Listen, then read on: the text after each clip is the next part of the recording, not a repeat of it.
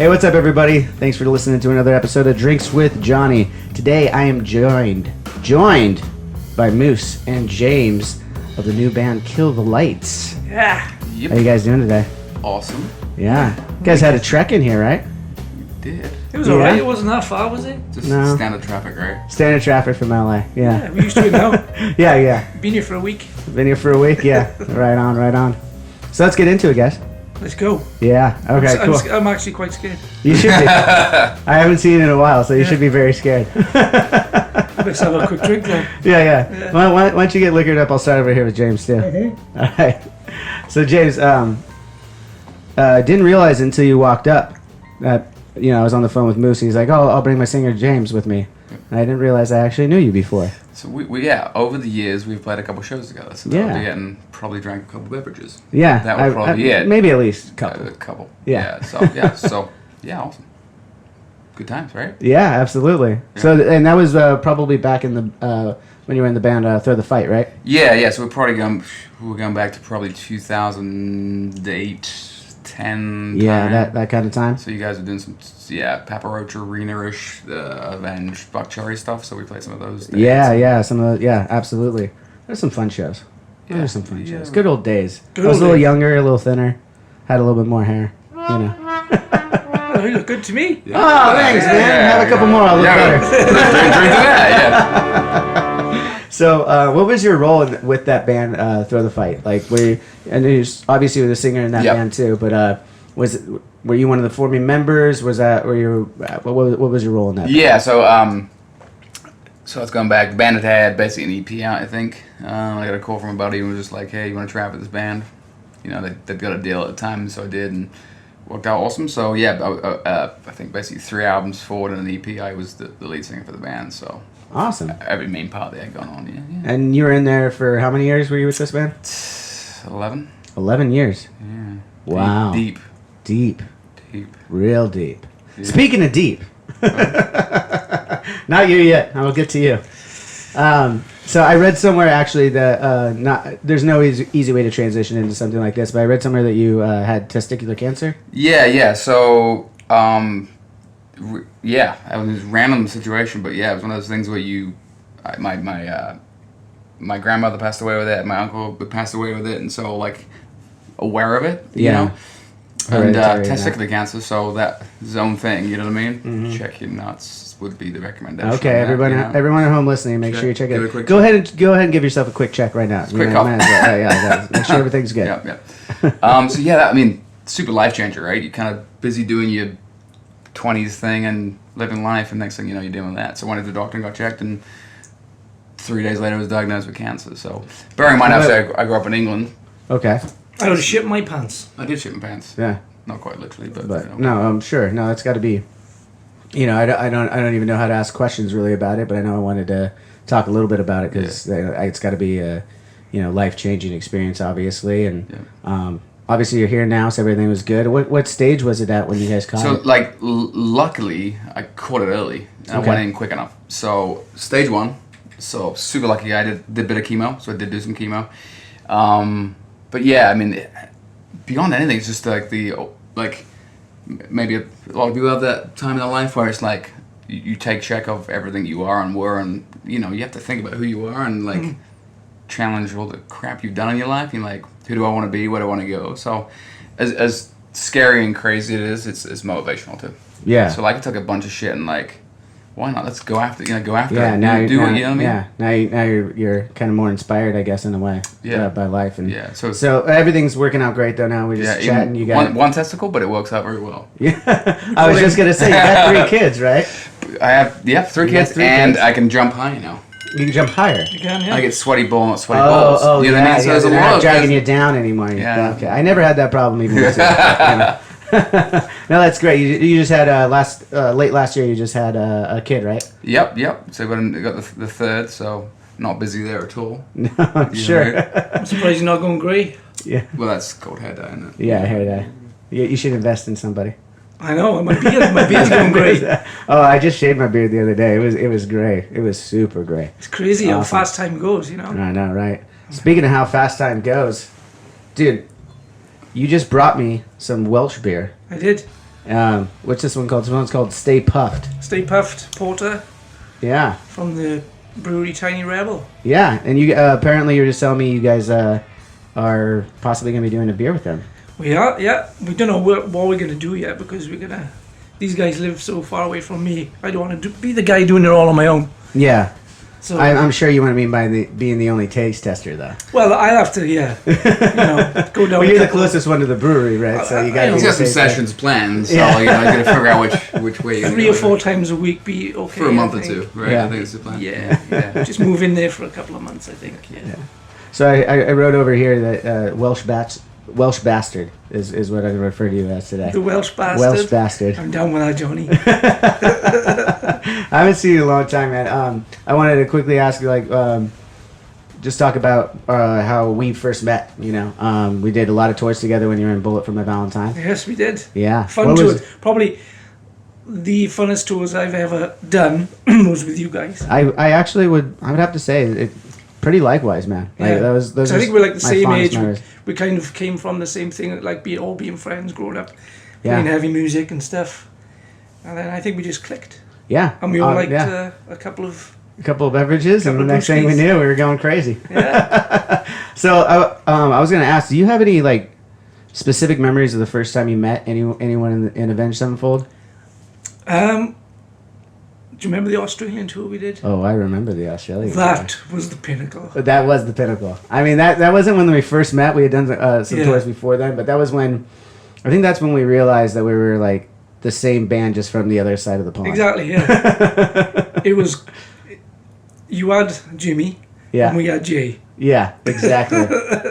Yeah, that was exactly right. Yeah, I just remember from that tour, it was like a 2-week tour. It was us, you guys, and Atreyu. Yeah. And I think at one point, it started out, kind of just fun and games. Everyone's just partying. And then the next thing I knew, we were trying to one-up each other Exactly. each and every night at how much crazier or what a worse story we could bring to the next gig. Yeah. Every hotel was furious at us. Every hotel was demolished. Did we get kicked out of one in New Zealand? I mean, I'm sure we did. I can imagine it was only one. I was like, I can't remember much, really. I can remember laughing a lot. Yeah, we did have good times. Making a lot of trouble. Made a lot of trouble. And laughing a lot. I think the first time we ever met was probably European Summer Festivals. Oh yes, yeah. I actually remember exactly when the first time I met at least a couple of you guys. I think it might have actually just been Paige and and Jay. Yeah, the crazy ones. Yeah, because we were all at one of the little beer gardens that happened at one of the European festivals. It might have been like Rock and Ring or something Was like it Belgium? that. It might have been whatever it was. There was a couple. We didn't really know you guys yet. And we just saw a couple of drunks on the other side, and we're like, all right. And they came over and were like, hey, man, let's party. We're like, we still got a show to play, but we'll be right back. Exactly. So, yeah, then we came back, and I think we got pretty drunk. I mean, I'd love to say the stories had more to do than with drinking, but they all revolved around drinking. Oh, yeah. Everything that we did together. Oh, yeah, definitely. So it only seemed fit that you come out here and do drinks with Johnny, right? Well, why? I'm not going to drink water, am I? That would just be silly. Stay hydrated, kids. Yeah, and going back to, so we also did a couple festival runs together in the States too. That were like what was it? Did we do Mayhem or Uproar? We did Taste of Chaos. Taste of Chaos together. I played that with both of you. Yeah. Okay. So that'd be another So one. that's another one that I would recognize. Yeah, I was like, I know this guy. Which a trio were on as well. They were on that. Yeah. Yeah, on that one. Yep. Yeah. And then we did Mayhem. I thought it was Mayhem. I'm Yeah. pretty sure we did Mayhem. We did, it was. What was on Mayhem? You Uh. guys. I can't remember. It's probably too drunk to remember Yeah. again. No. One of the last times was with Mayhem was what's the name of that band? Fuck. I know Escape the Fate were on there. Escape the Fate were on there. There was the I can't fucking remember. They were like a grungy band. I don't know if you remember. And Seether. Seether, that's right. There we go. Yeah. Look at the big brain on fucking Moose. See that it was, yes. I remember. So we covered some touring, the infamous Australia tour. We still talk about that tour to other bands and shit. We're like, dude, it was the only time we were waking up and flying to the next gig, because you'd fly in the morning to go to the next place, still drunk and drinking more at the airport before the gig. It's amazing that we all survived that fucking tour. There was one specific story that I'll say, because it was fucking hilarious. We were still drunk. Sin had just picked up surfing. I don't know if you remember this. Yes, I remember. But he didn't pick it up. He had re-picked it up. He used to surf when he was a kid, and he's like, I could surf. And we're looking at the waves. He goes, rents out a board. He paddles out. We're like, this is a bad idea. You know, he's already had a couple of cocktails. And he eats shit on a wave. He just remember was one of you guys just like, oh, he's fucking dead, mate. It was one of my favorite and lines. he fucked his ankle up. Yeah, he fucked his ankle up for the rest of the tour. Yeah. It was pretty jacked up for a couple months after that, actually. He just played it off like it did. He came out, it's like, yeah. I'm cool. Fine. Yeah, it's like, oh, that was great. There was another time when Padge was back there. We were sitting in the dressing room with the guys at the trio. It was at one of the smaller places that we were playing. Like, we were all kind of sharing like one dressing room area. And he came in and he's like, said, and we all looked at him and said, what the fuck did you just say? He said, I'm not quite sure. Just walked out. I was like, all right, man. Okay. That just goes to show you the state we were all in during that tour. Oh, yeah. Good times, man. Another person that was there with us was, you mentioned Jimmy. Yep. The Rev. Do you have any fond stories you want to share about Jimmy that you had from any of those touring days? Yeah, well, loads, really. He was a crazy guy. Yeah. Fabulous drummer. Well, better than fabulous. Incredible. One of the best drummers I've ever seen. I would agree. Super funny. That guy make anybody laugh, man. I just remember like the bus rides to the airport and to the hotels and stuff, and it'd just be Jimmy. Oh, yeah. And everyone just be cracking up. Yeah, he's the stand-up comedian of the whole crew. Yeah.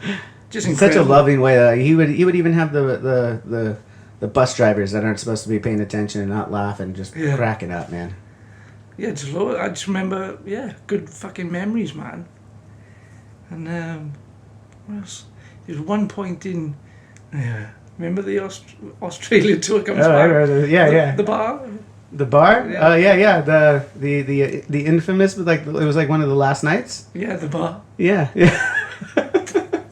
Something about wheels. There was wheels involved. There definitely was wheels involved. I was telling James on the way down. That is a story that unfortunately, if you weren't there, it kind of has to die with Jimmy.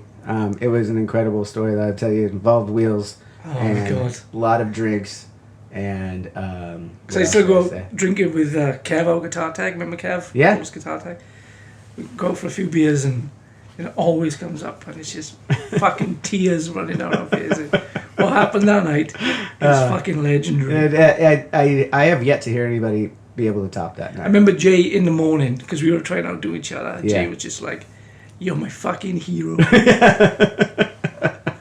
I'm glad you brought up Jay too, because I haven't seen Jay in a while. Have you talked to him in a bit? Unfortunately, not. No, but I've heard he's doing really well now. Okay.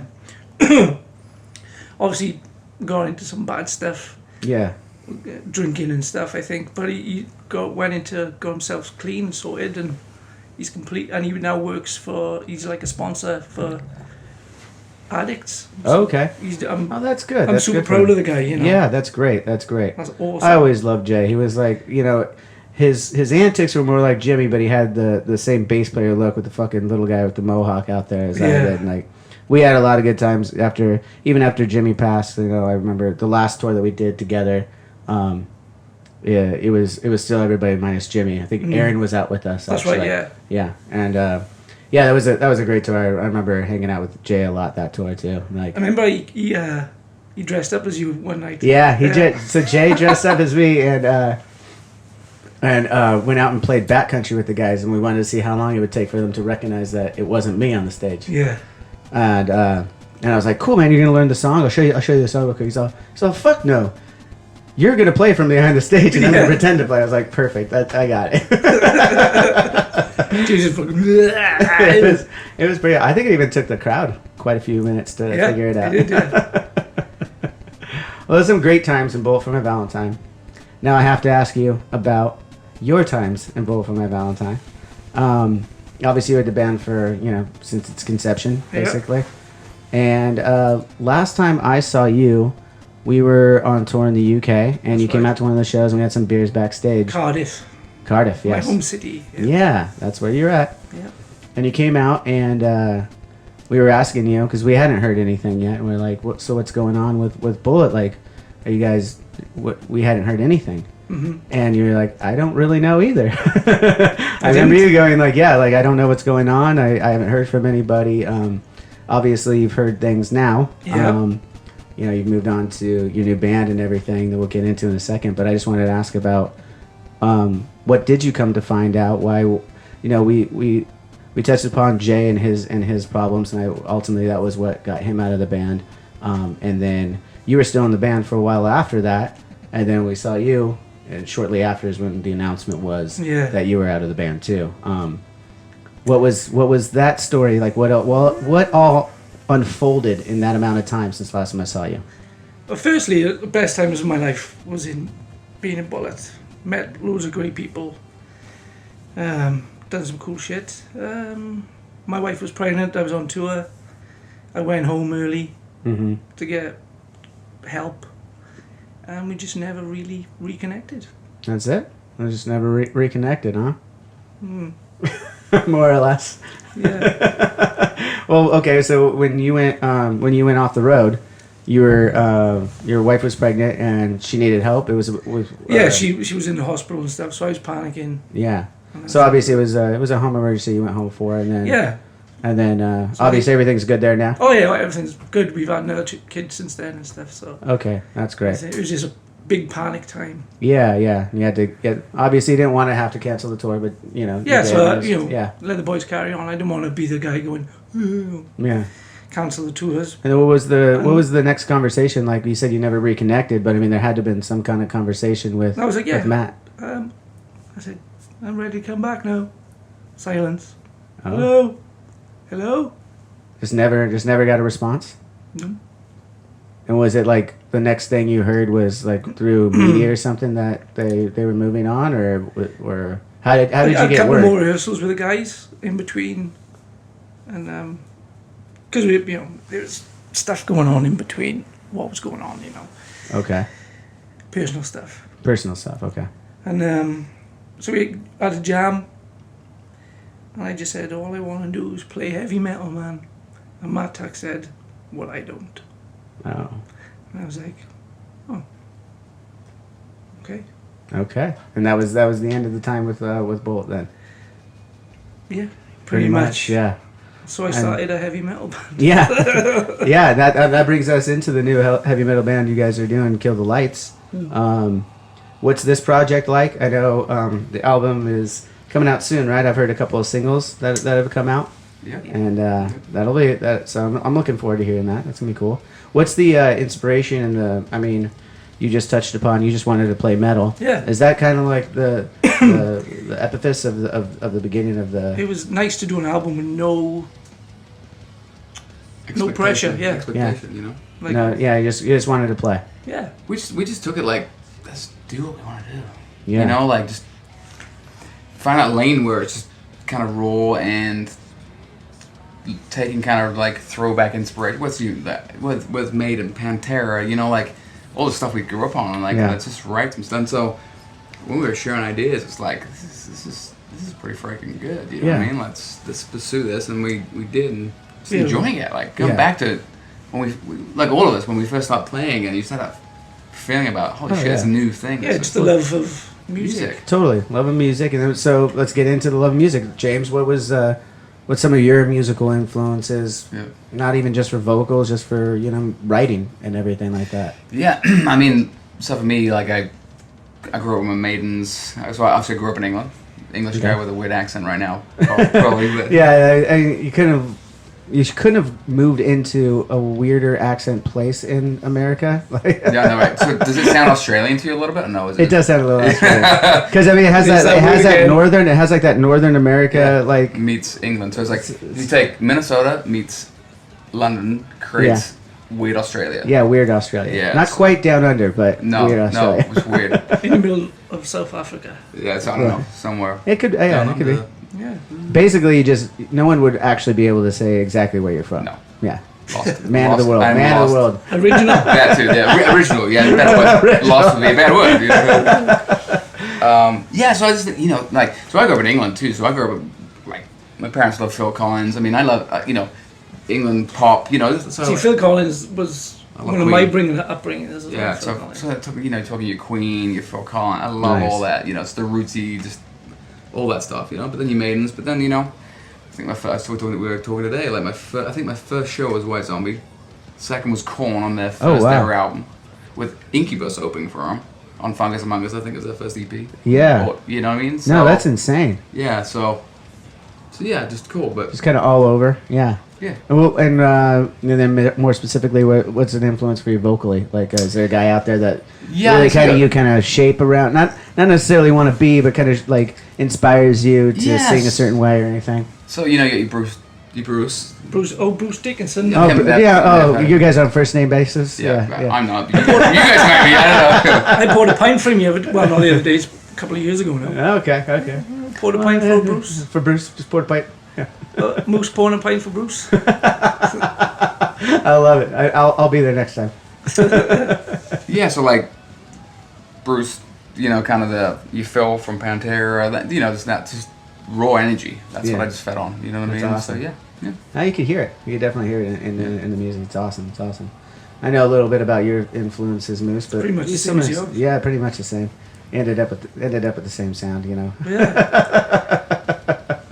But yeah, so like, what's for a lot of people who haven't heard before, what's some of your drummer influences? Is there someone that's actually kind of off what the beated path that you might be like? I kind of pulled from there over there a little bit, but I'm still thrash metal going for it.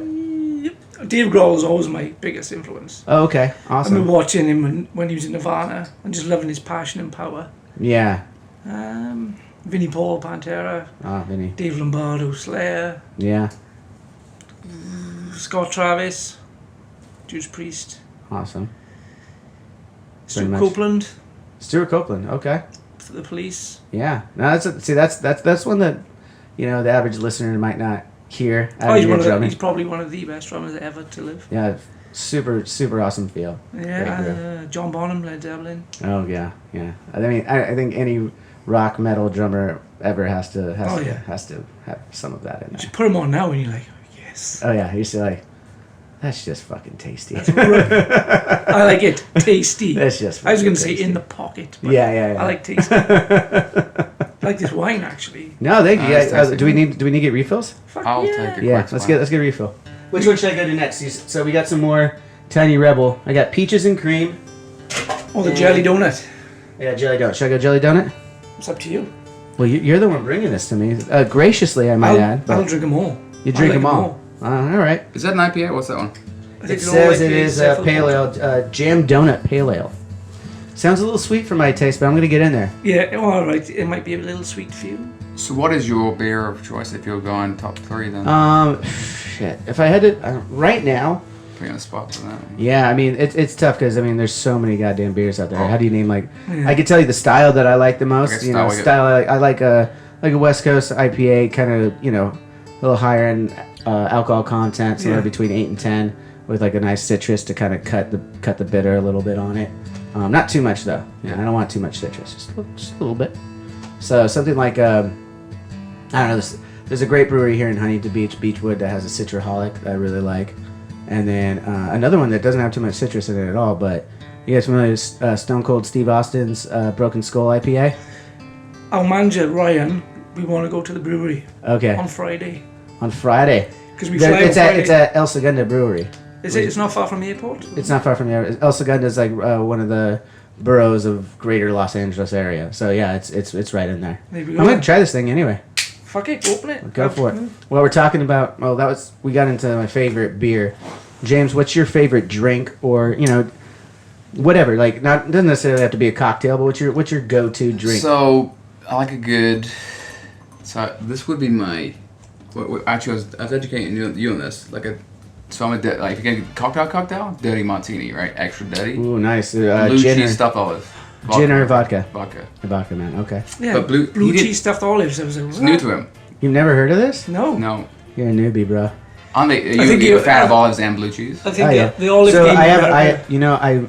I am a gin straight up martini guy, and I used to always put 2 olives in. I'd love it if I got a blue cheese stuff. Yeah.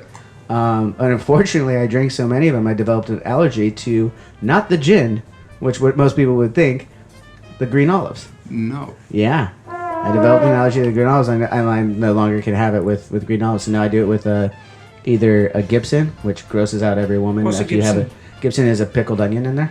Oh, okay. So We love gin pic- with we a love- pickled We love onion. pickled onion, yeah. We love pickled onions. Perfect. And then, usually if I'm out, most places don't have pickled onions, or not many anyway. So I'll just do like a lemon twist on it. Okay. And that's my martini. All right. You already failed on martinis because you never had a blue cheese olive one. I know. Come on, Moose. Fuck. Redeem yourself. What you drink? I do like, if I'm out with the missus, and we're having cocktails, I'll have an old fashioned. Old fashioned. That's a good drink. Yeah. Nice. I might have to make you guys a couple of these drinks you just named before the end of the night. Fuck Just yeah. let you That'd be know good. that. I do have blue cheese stuffed olives. You do? Do you? Oh, we've been talking about this. I was gonna ship him blue cheese. I'm not sure. You're probably gonna pull up in customs or something. You know what I mean? I I've never tried a blue cheese stuffed olive. don't fact check me just yet. I'm Okay. quite positive I have them, but Okay, I have okay. to look underneath the If bottle. not, we should stop before he leaves and get him Yeah. something. Oh yeah, we could get I it. think my father-in-law will be more excited. I just made him Stilton and broccoli soup. So those are like your favorite cocktails, but like, what's your favorite? What's your everyday drink? Are you guys right now? You're drinking some white wine. I've got a beer. What is it like?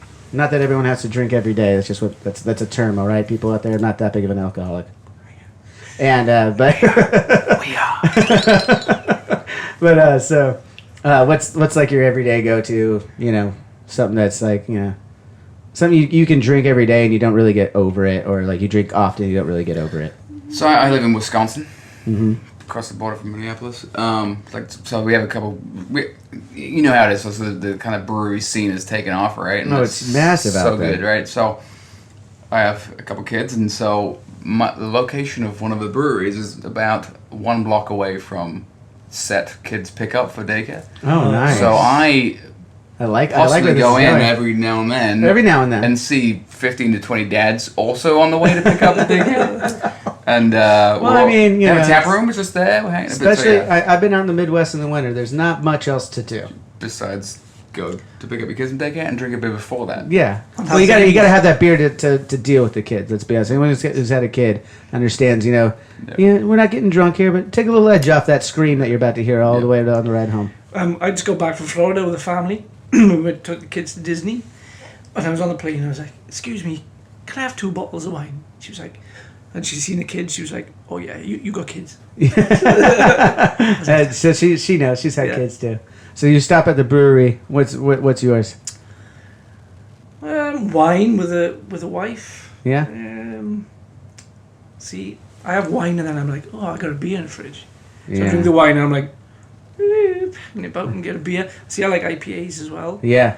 This donut one is not bad. See? It's not bad. Yeah, it's all It's right. a little. It's got a sweet finish, but it's not too sweet. I could drink. I could get into this. This is good stuff. See? Yeah, you're turning me on to new things here, Moose. I like it. What else? All the way in from Wales. All the way from Newport, South Wales. IPAs. If it's winter, I'm a porter guy, like a stout or porter. Okay. You're a seasonal beer guy. Like when it's this, or a seasonal Yeah. drinker. When you feel the season, you got to drink something Yeah, like that the fall. reminds you of that. Yeah. We call it autumn back home, so I get like an amber ale Okay. or something. But usually wine Yeah. with the wife. That's good. That's good. All right, so we covered all the drinks. I think for now. We'll probably have to cover some more in a minute. But I understand. Lefroy. You guys Lefroy, got I turned you on to that. Yeah, baby. We drank a lot of that. It's still here. I got it. I drink it in the house. And we just moved house. And my mother-in-law put it on the highest shelf. I'm like, I know What do why you she's do? doing that. Yeah, she wants to keep you away from it. Yeah. It's still there. It worked. Oh, That's man. why I'm drinking white wine. Ugh. You gotta drink the white wine and then stack the bottle so you can reach it. It's a smart move. That's good. Well, Colin got me. I've only been drinking white wine for 18 months. Okay. I used to hate it until we went and did the Killer Lights album with Colin. Okay. And Colin was like, oh, try white wine. I Yeah. was like, ooh. Yeah. Because I was normally a red guy. Like Australian red. Yeah. Yeah. No, I think most guys start with red wine, and then you kind of have to realize that it's really not that big of a deal to drink some wine. But you just mentioned Colin. That was your guys' producer on the new record. Colin Richardson. We should call him Sir. I think he should be knighted. Yeah. Services to heavy metal. He's Yeah. done a lot of great records. Yeah. Yeah. Over the years, you name a few for me, like the. He mixed All Hope Is Gone by Slipknot. Okay. Yeah. Burn My Eyes, Machine Machine Head. Machine Head. Gotcha. Trivium, Trivium. Bullet. The other band I was in before this that one. one. Yeah. Got. Okay. Yeah. So The one that we already talked about. Yeah. Fear Factory. Yeah. Yeah, very cool. So he produced the record, and you guys signed to Fearless Records. We did. I understand. Did you do you just went and started recording the record before Fearless had started paying for the record, right? Yeah, we were just sick of waiting around because we know we had all the demos were super awesome, so we were just like, ah, fuck it. Yeah, and you got Colin on board, so you just went for it. Well, we sent him Colin, and Colin called me straight away saying, because he was kind of retired, Okay. and he was like, I think you're really onto something, so yeah, let's go. Well, that's a good seal of approval right yeah, there. so we were like, okay, fuck it. Yeah. Yeah, I mean, we just wanted, like this kind of standard issue. Would be like you do some demos, you send them off. We're like, let's just do the album. We have plenty of tracks, and let's put our imprint on it. Yeah, and that's another cool thing about this day and age too, is that Yeah. Technology and everything was kind of a growing pain, kind of a hindrance there for a minute for the music industry, and now it's just when you recognize what it is just another tool to get your music directly to the fan and new content of any kind directly to your fan. You can utilize this in such a new, cool way and have a more interactive thing with a broader fan base, really. Yeah, straight away, immediately. Yeah. Because before, sometimes your album would be in Britain and then it'd come out 3 months later in In the America. States, yeah, or Now- vice versa. I remember yeah. that was the way for us.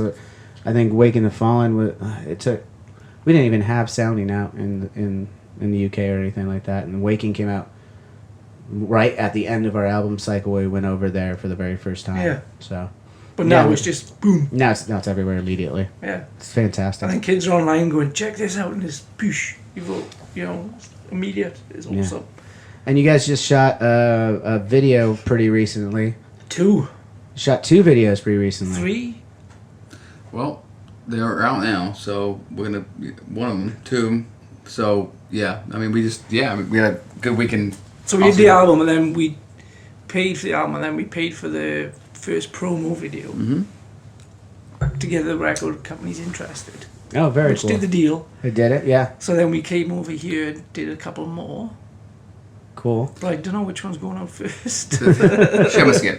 But no, I mean, here's the thing. Like what we've been most excited about is just like, as you know, like you gotta have somebody passionate about your music, right? Yeah, So, we had options on labels to sign with, right? Yeah. But for us, I had a vision about what we wanted to do, how we wanted to do it, and Fearless with the one were like, oh, we get it. Let's do this. Like, They were mega excited.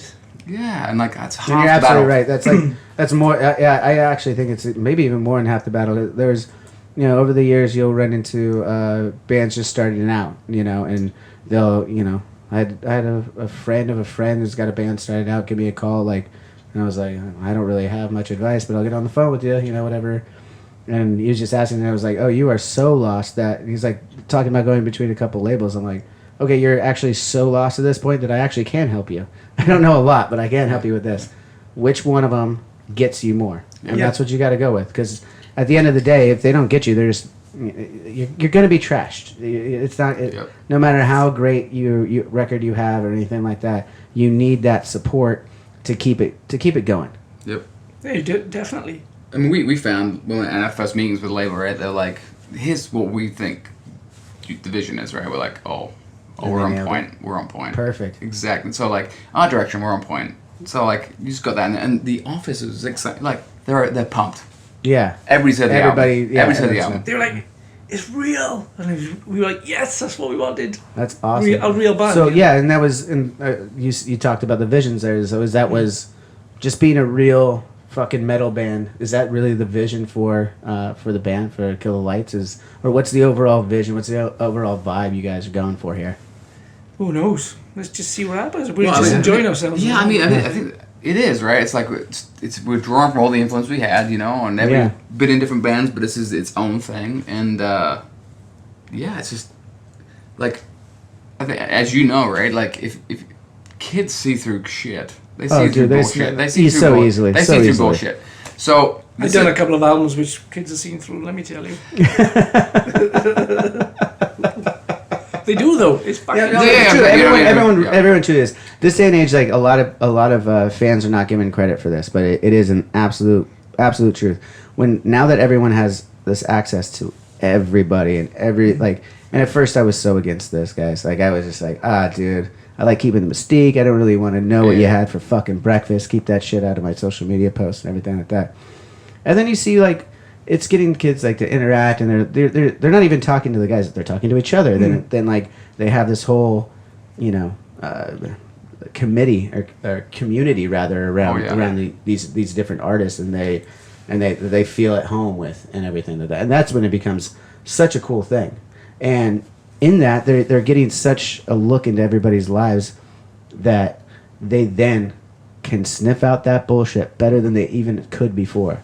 Like you could get away with it before. It'd be like, kind of a passive dick, and no one would know. Like back in the day, you would just have no idea what your favorite. Like that's where it came from. Never meet your heroes. Like now you can meet your heroes because you pretty much know what the fuck they're like. Yep. But back in the day, you couldn't meet your heroes because you're gonna run into them and you're just gonna be like, oh, that guy's a dick. Have we ever met your heroes? I'm sure you have. Yeah, same heroes have I got. I met several of my heroes. Yeah. I have been lucky enough that I'm trying to think of one that I could even say was kind of a dick, and I just that's the off the thing. top All of my of mine head. have been spot on. Yeah, it's been incredible. Have you met anybody that's been like that you were excited to meet and they were just a dick, and if you say me, I'm kicking you out right at the fucking door. You haven't been a dick yet. I'm the same way, and a lot of people get disappointed with that. You know what I mean? Yeah. You know what I mean? Me personally, I always try and be as positive as possible. So like, if your attitude's fucking good, generally, it's gonna be good. Just be nice, innit? It's Yeah. not hard. Yeah, it's not. Yeah, but for us, it's just like, I think like we talk about kids, but they get it. I'm the same. I was the same kid when I was 15. I'm like, you filter through the bullshit. But it's even easier for them to filter through right now. And I think what we did is why we recorded the album before was because we wanted to do what we wanted to do, and we had a vision for it. And so there was zero influence on it, and the label was like, hell yeah, that's it. Awesome. It was so nice to go in the studio Yeah. on my own Yeah. with Colin and an engineer. That's so great. That must have been a great Just experience. record. Yeah. Just let it rip. Oh, it was so nice. It was like having a nice massage. Some blast beats. I love seeing him so relaxed right now. It's fantastic. It's your wine, man. I know. It's not just the wine. It's how happy you are about the conversation. I could tell. Oh yeah. Not necessarily what I'm bringing to the conversation, but you're reminiscing on recording this record, and I could tell you're really excited. That comes off genuine. I mean, that's awesome. When you're having a good time in the studio and you're feeling it and everything's doing good, it comes down to music. Absolutely. I mean, we talked about this, didn't we? Like even on the drive here, like just anxiety with stuff and pressures and whatever else too. But it's like in this situation, it's good because it's easy. Yeah. And when it's easy, when there's no pressure, it just makes it even easier and fun. Yeah, I'm just enjoying. When we're doing vocals. Yeah. And this guy was just giving us all these dick jokes and stuff. I'm well known for dick jokes. Sarcasm and dick jokes. So, you really can't have a session without a few of those. I mean, you gotta lighten the mood. Oh yeah. Because every once in a while you'll get to a part. Everyone has their days when they're in there and they're trying to fucking cut a part, and they're like, it's just not coming. Yeah. And they get frustrated. That's what she said. See, there we go. I mean, Getting yeah, a the little wine's piece of We that. can do this all day long. So another thing I wanted to ask briefly about is just kind of each of your like childhood upbringing. We touched upon like the musical influences and stuff, but what was it like? You're growing up in Cardiff, and you're growing up in, or So is that just where you are now? Where did you grow up? I grew up in a very tiny valley called Ogmore Vale. Ogmore Vale, Ogmore Vale. Okay. Mining Valley. Mining Valley. Okay, what was that like? Small. Not much there. That's where me, Jay, and Padge came from. Okay. And that's why it's really weird why we did what we did, because nothing ever comes out of there. Yeah. It's, if you can look at, on Google Maps how small it is. Wow. So we were like, fuck. Yeah. And then you guys just got together, and that's pretty much. Yeah. They had day jobs, and I was like, fuck this. I'm getting out of this shithole. It's not shithole. Like, sorry, Ogmore.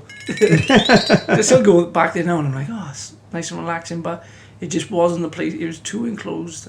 Yeah, it wasn't what you wanted when you were a kid, and No. what you wanted when you needed to get out of there. I mean, a bunch of my friends still live there. I still go back up there. My parents are there, but it was just fucking too small.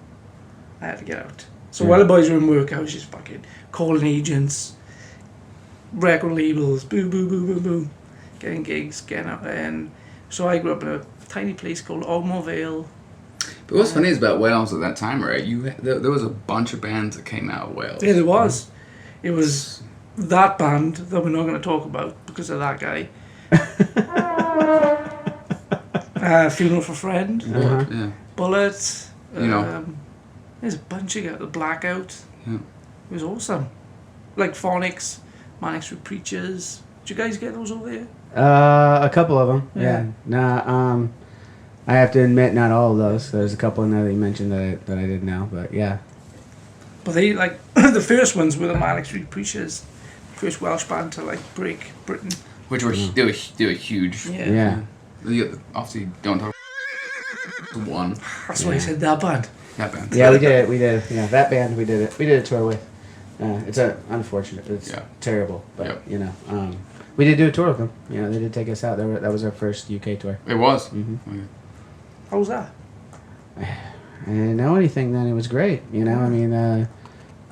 More than 90% of the band was great. Yep. Yeah, exactly. The rest of the band. That's the sad thing about That's it, the right? sad thing, yeah. Because Stuart, the bass player, Yeah. used to do demos for Bullet before they were Bullet. Oh, wow. Yeah. Was it Jeff Goes John? Jeff Giljohn, yeah. Stuart, the bass player. All the other guys are sound, Yeah, absolutely. Did Avenged have a different name before Avenged? No. When Avenged became Avenged Sevenfold, and that was it. There was I'm sure there was names thrown around the garage, Yeah. But there was I think there's a couple of rumors out there that might be because both like Matt, Zach both had punk bands that were had some notoriety in like Huntington Beach, played at like the HB Library and stuff, just like in the high school scene and stuff like that. But and then there was Pinkley Smooth, that was Brian and Jimmy's stuff, which is fucking awesome. And then that was pretty much it. But yeah, so ever since like the conception of Avenged Sevenfold, it's always been Avenged Sevenfold. Awesome. It's cool as well because I watched your sound check once and you were like doing a No Effects cover. Oh yeah. I was like, oh. No, we're huge. We're very Yeah, influenced same by as the me. I punk love scene, one of my favourite records is Outcome of Wolves by Rancid. I love that record. Oh, You yeah. jammed that. Rancid is probably Yeah. We were at Jordan's with the Rancid night. Oh, the Rancid. It was Rancid Lafroig night. I was fucked. Of course. That was the Super Bowl weekend. Super Bowl weekend. Super Bowl yeah. weekend Like on top 2 of years that. ago. So we Yeah. sat in the bar Session. drinking. Went back to Jordan's Rancid Lafroig. 24 hours. Woke up in the Genius. morning. Wrote 4 songs. On the album. Yeah. That made the album too. Yeah. Yeah. Usually I write songs the next day like that. It ain't fucking making the record. Isn't that crazy?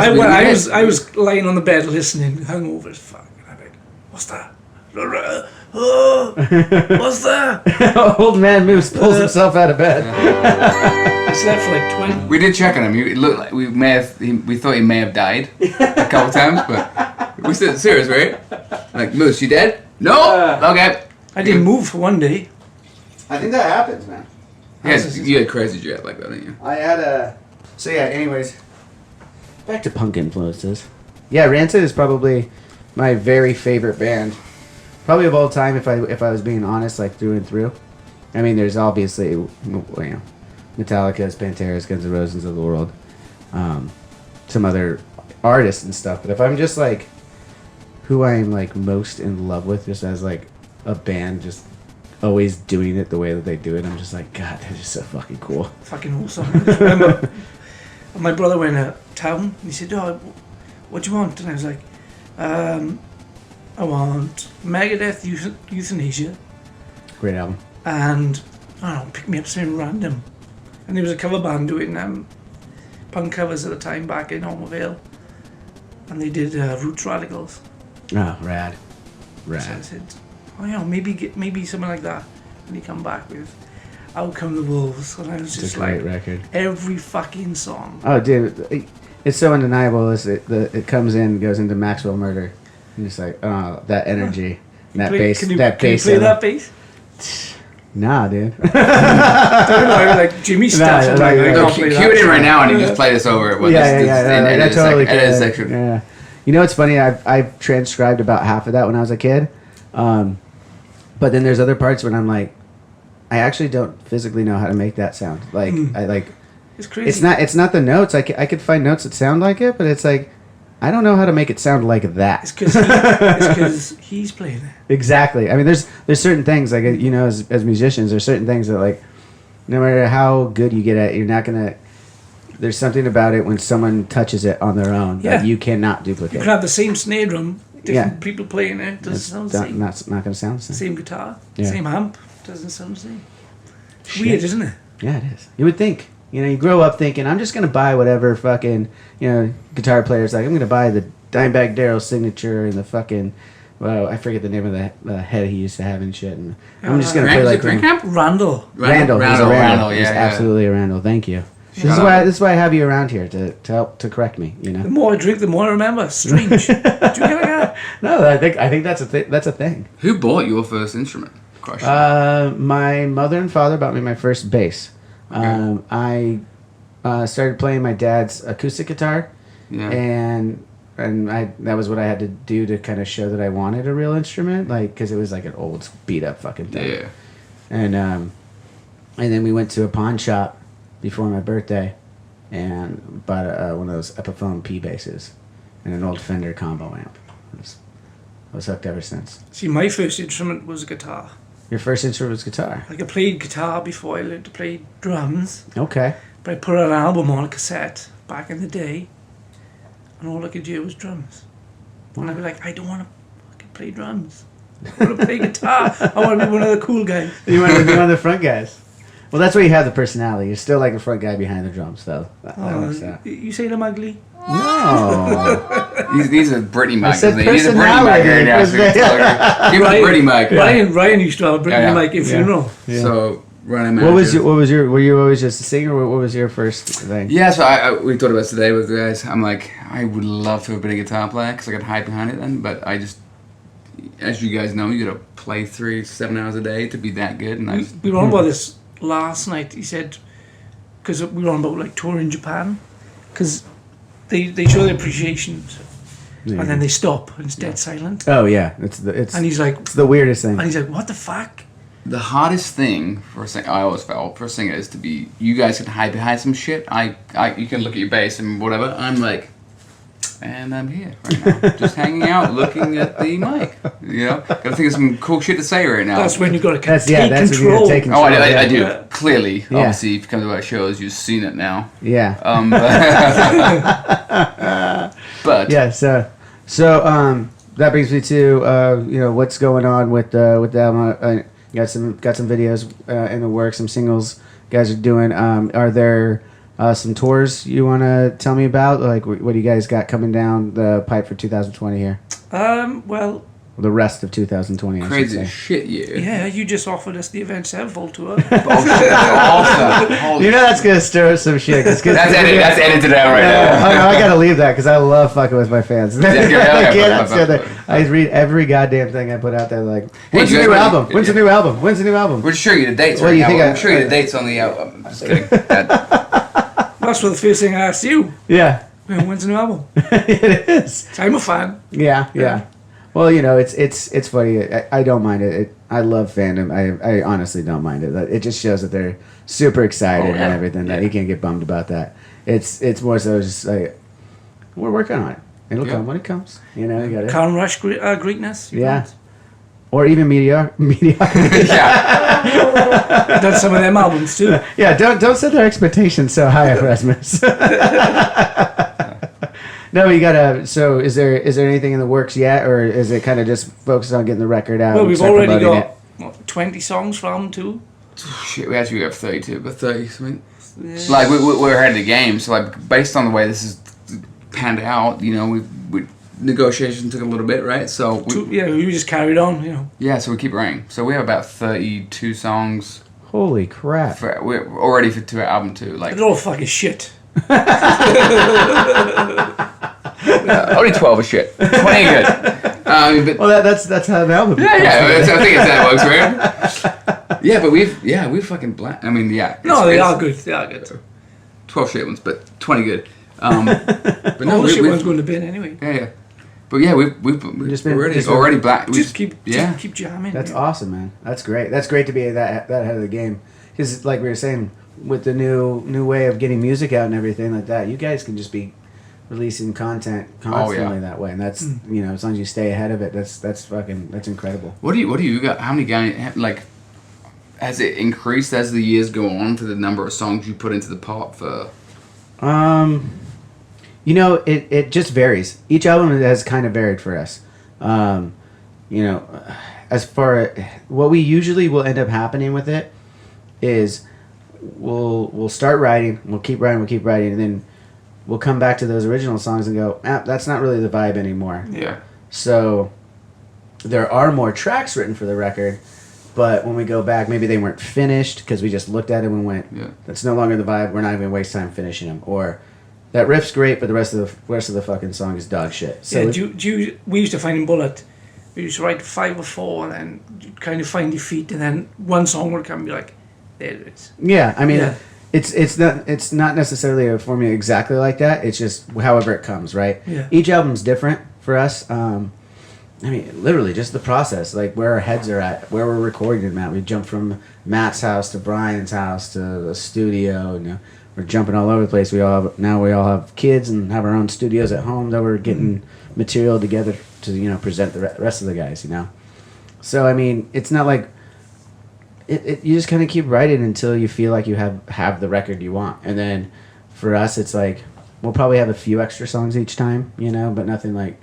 We're usually pretty spent by the end of it, to be honest. We're kind of like, our goal is to always keep writing the best songs we can during our writing process until we just look at each other and go like, that's not even worth working on. Like, we're done. Yeah. Like, and that's when we go back and we'll pick from whatever songs we have and then have fun with it and In the polish other them up. band, we used to do 12 songs.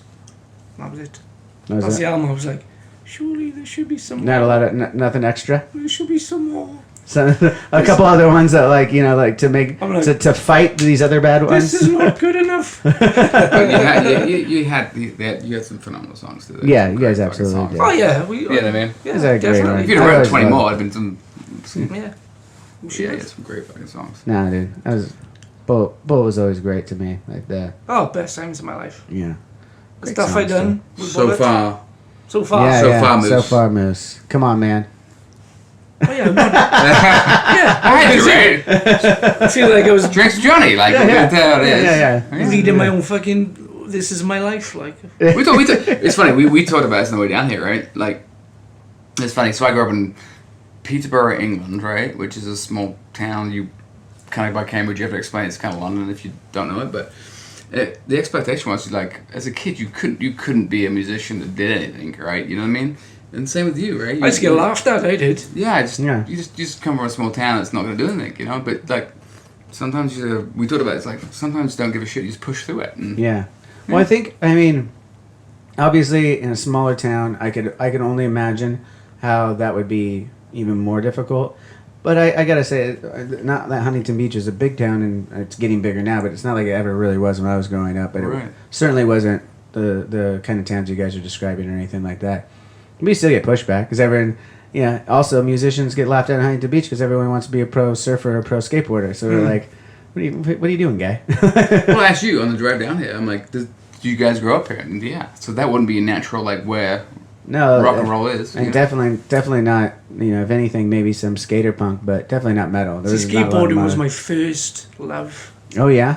as a skate kid. And I was like, this is fucking incredible. Did you ever get good at it, or like Oh, yeah, was it just pretty something- good. Yeah. Best skater in the valley. All right. There was 7 kids in the valley. Not far off. That's why I become a drummer. Is this what you put in the video and moves to the kick flip right now? Yeah, Is this what you it's put like the video that, in? there's like a.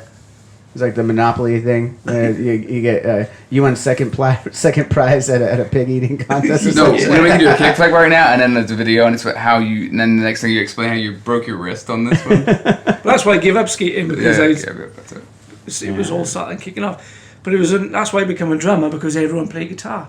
And I thought, I could hear the drums. And I was like, I could play that. Yeah. And I was like, everyone needs a drummer. Did you drum? You did. didn't do drum lessons though. You taught yourself. Yeah, off.